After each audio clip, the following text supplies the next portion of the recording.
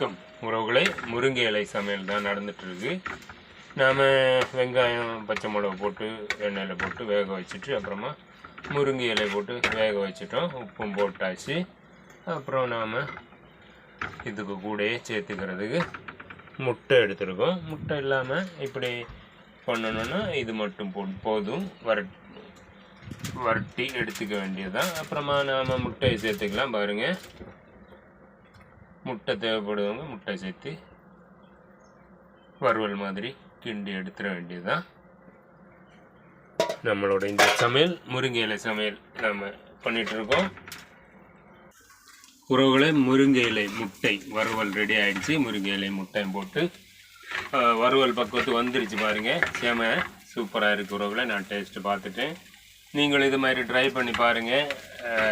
பார்த்துட்டு டேஸ்ட்டை கமெண்டில் சொல்லுங்கள். ஓகே உறவுகளே, பாய்.